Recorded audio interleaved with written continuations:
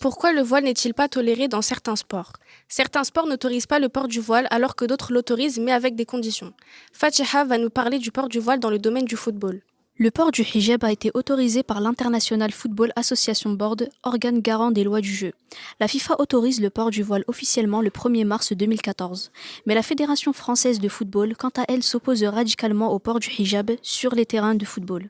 Qu'est-ce qui motive cette décision? C'est un vrai sujet qui met beaucoup de personnes en désaccord. Lors d'une conférence le 1er février 2022, Elisabeth Moreno a déclaré « La loi dit que ces jeunes filles peuvent porter le voile et jouer au foot. Sur les terrains de foot, aujourd'hui, il n'est pas interdit de porter le voile, je veux qu'on respecte la loi. » Des propos qui ont redonné espoir à beaucoup de femmes pratiquant le football, mais ces propos ont suscité le jour même un retour de la Fédération française de football qui réplique en justifiant son choix par les mots suivants. Le respect de la tenue réglementaire et la règle 50 de la charte olympique assurent la neutralité du sport sur les lieux de pratique, c'est-à-dire aucune sorte de démonstration ou de propagande politique religieuse ou radicale n'est autorisée. La Fédération française de football fait-elle preuve de ségrégation? Chouaïla va nous parler de la situation du port du voile dans le rugby. En France, aucune loi interdit le port du voile sur un terrain de sport. En effet, les fédérations françaises ont le choix d'appliquer ou non cette loi. Chaque fédération française a son propre règlement interdisant ou non explicitement le port du voile. Chaque règlement inférieur est à la fois dans le sens de la loi, mais aussi dans celle du sport pratiqué. Autrement dit, le règlement intérieur est conforme à la loi et insiste sur des précisions comme l'interdiction ou l'autorisation du port du voile dans le sport. De nos jours, beaucoup de fédérations françaises acceptent le port du voile notamment pour les compétitions. C'est le cas du tennis, de badminton ou encore la boxe.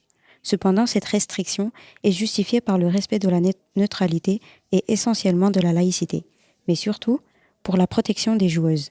Dans le cas du rugby, la Fédération française annonce que le port du foulard est conforme au règlement de World Rugby, la Fédération internationale et de la Fédération française de rugby.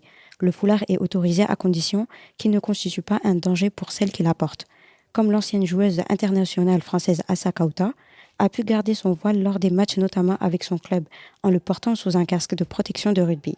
Il n'y a pas de foulard spécifique pour le rugby.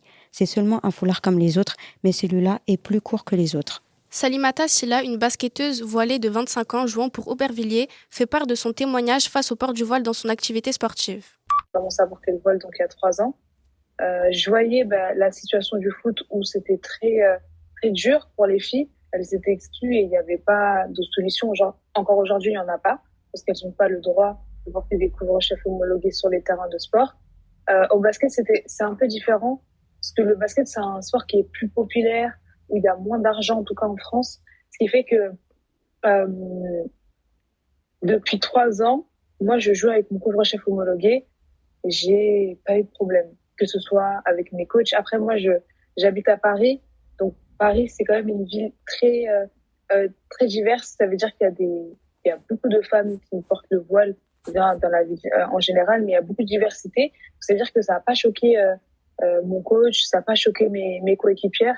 Je restais la seule ligne avec ou sans le voile. Donc, c'était même pas un sujet. C'est un bandeau de 10 centimètres. Mais un bandeau de 10 centimètres, c'est OK. Mais moi, ce que je porte, c'est un accessoire de sport. Donc, qu'est-ce qu'on en dit? Donc, jusqu'à là, c'était pas forcément très clair. Et depuis novembre 2022, la Fédération française de basketball a décidé de prendre position. Et elle dit dans son règlement actuel, tous les accessoires couvrant la tête sont considérés par la fédération comme inappropriés au jeu. En effet, le voile est considéré comme un accessoire inapproprié par sa dangerosité sur le terrain. Il est également justifié par son non-respect de la laïcité. Ces justifications sont-elles raisonnables ou cachent-elles de la discrimination? Merci beaucoup de nous avoir écoutés. À bientôt.